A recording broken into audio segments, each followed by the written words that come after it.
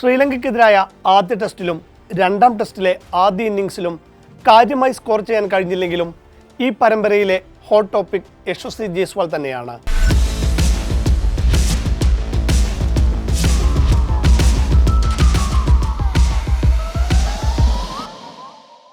ആദ്യ ടെസ്റ്റിൽ ലങ്കൻ താരം നിരോഷൻ ഡിക്വെല്ലയെ പുറത്താക്കി ബ്യൂട്ടി സ്ലെഡ്ജിൽ തുടങ്ങി ഇപ്പോൾ അസിത ഫെർണാണ്ടോയ്ക്കെതിരായ തർക്കവും ഏറ്റവും ഒടുവിൽ ഹർഷ ബോഗ്ലെക്കെതിരായ മറുപടിയുമെല്ലാം സോഷ്യൽ മീഡിയയിൽ വൻ ഹിറ്റാണ്.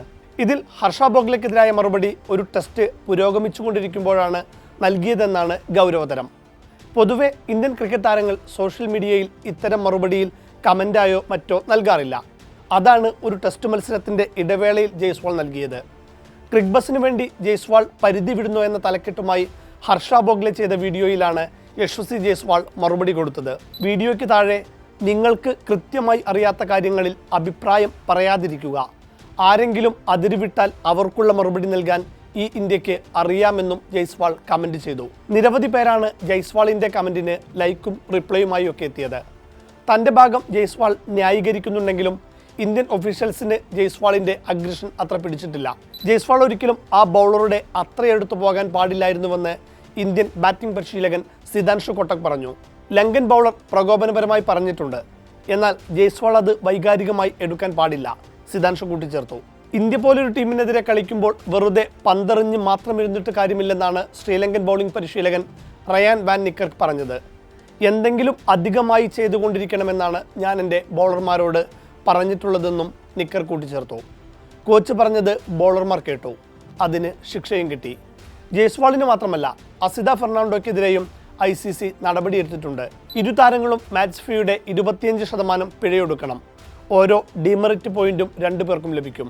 കളിക്കാർ തമ്മിൽ ICC പെരുമാറ്റച്ചട്ടത്തിലെ ആർട്ടിക്കിൾ 2.12 ലംഘിച്ചതായി തെളിഞ്ഞതോടെയാണ് നടപടിയെടുത്തത്. ഇന്ത്യൻ ഇന്നിംഗ്സിന്റെ 17ാം ഓവറിലായിരുന്നു വിവാദമായ സംഭവം.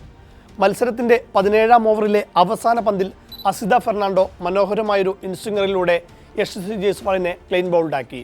ആ ഓവറിൽ 3 ബൗണ്ടറി നേടി മിന്നും ഫോമിലായിരുന്നു ജയ്സ്വാൾ. 53 പന്തിൽ 45 റൺസ് എടുത്ത് നിൽക്കെയാണ് അപ്രതീക്ഷിതമായ പുറത്താകൽ. നിരാശനായി മടങ്ങുന്നതിനിടെയാണ് ലങ്കൻ താരങ്ങൾ സ്ലഡ്ജിംഗ് നടത്തിയത്. ഇതോടെ മടങ്ങിപ്പോകാനൊരുങ്ങിയ ജയ്സ്വാൾ ലങ്കൻ താരങ്ങളുടെ നേർക്ക് നടക്കുകയും അസിതയുമായി വാക്കേറ്റം നടത്തുകയും ചെയ്തു. ദേവദത്ത് പടിക്കൽ ജയ്സ്വാളിനോട് പവലിയനിലേക്ക് മടങ്ങാൻ ആവശ്യപ്പെട്ടെങ്കിലും അത് കൂട്ടാക്കാനൊരുങ്ങിയില്ല. ജയ്സ്വാളും അസിതയും തല തമ്മിൽ കൂട്ടിയിടിച്ച് അടിയുടെ വക്കോളം എത്തിയപ്പോഴാണ് ലങ്കൻ നായകൻ ധനഞ്ജയ ഡിസിൽവ ഇരുവരെയും പിടിച്ചുമാറ്റി രംഗം ശാന്തമാക്കിയത്. അതിനുശേഷമാണ് ഹർഷ ബോഗ്ലെക്ക് പരസ്യമായി ഇൻസ്റ്റാഗ്രാമിലും മറുപടി നൽകിയത്. ഇതാദ്യമായല്ല ജയ്സ്വാൾ സ്ലഡ്ജിങ്ങിൽ വിവാദത്തിൽപ്പെടുന്നത്. 2024 നടന്ന ബോർഡർ ഗവാസ്കർ ട്രോഫിയിൽ സ്ലഡ്ജിങ്ങിൻ്റെ ആശാന്മാരായ ഓസ്ട്രേലിയക്കെതിരെ ജയ്സ്വാൾ അമ്പരപ്പിച്ചിരുന്നു.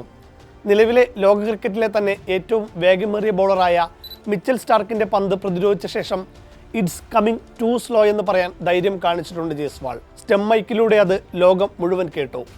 സ്പിന്നർ നേഥൻ ലയണിനോട് നിങ്ങൾ ലെജൻഡ് തന്നെയാണ്, പക്ഷേ വയസ്സായി പോയെന്നും ജയ്സ്വാൾ പറഞ്ഞു.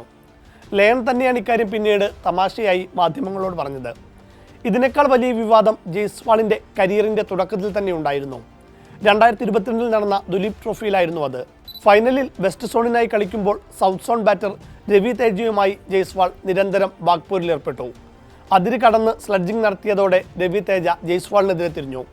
ഫീൽഡ് അമ്പയർമാരും വെസ്റ്റ് സോൺ ക്യാപ്റ്റനായിരുന്ന അജിങ്ക്യ രഹാനെയും പലതവണ മുന്നറിയിപ്പ് നൽകിയിട്ടും ജയ്സ്വാൾ പിന്മാറിയില്ല. ഒടുവിൽ രഹാനെ ജയ്സ്വാളിനോട് മൈതാനം വിട്ടുപോകാൻ ആവശ്യപ്പെട്ടു. 7 ഓവറോളം പുറത്തിരിക്കേണ്ടി വന്നു ജയ്സ്വാളിന്. സ്വന്തം ക്യാപ്റ്റൻ തന്നെ സെൻഡ് ഓഫ് ചെയ്തത് വലിയ വാർത്തയായിരുന്നു. രഹാനെ പിന്നീട് ഇക്കാര്യത്തിൽ വിശദീകരണം നൽകി. അന്ന് ജയ്സ്വാളിന് സെൻഡ് ഓഫ് നൽകിയില്ലായിരുന്നെങ്കിൽ രംഗം വഷളാകുകയും താരത്തിന് മത്സര വിലക്ക് വരെ ലഭിക്കേണ്ട സാഹചര്യവും ഉണ്ടായേനെ. അന്നവനെ പുറത്തിരുത്തിയതിൽ ഇപ്പോൾ സന്തോഷമുണ്ട്. അവനിപ്പോൾ ഇന്ത്യക്ക് കളിക്കുന്നു.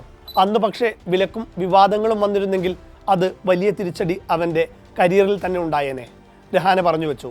അതേസമയം സ്ലഡ്ജിങ്ങിനെ കുറിച്ചുള്ള വിവാദങ്ങളിൽ കൃത്യമായ മറുപടി ജയ്സ്വാൾ നേരത്തെ തന്നെ വ്യക്തമാക്കിയിട്ടുണ്ട്. ഞാൻ സാധാരണയായി കളിക്കളത്തിൽ ശാന്തനാണ്, എന്നാൽ എതിരാളികൾ അനാവശ്യമായി പ്രകോപിപ്പിച്ചാൽ തിരിച്ചു പ്രതികരിക്കും. ആരെങ്കിലും എൻ്റെ കുടുംബത്തെയോ വ്യക്തിത്വത്തെയോ അധിക്ഷേപിച്ചാൽ ഞാൻ മിണ്ടാതിരിക്കില്ല, തിരിച്ചു പറയും. ബാറ്റിങ്ങിലെ ആക്രമണോത്സുകമായ ശൈലി ഫീൽഡിങ്ങിലും കാണിക്കുന്ന താരമാണ് ജയ്സ്വാൾ.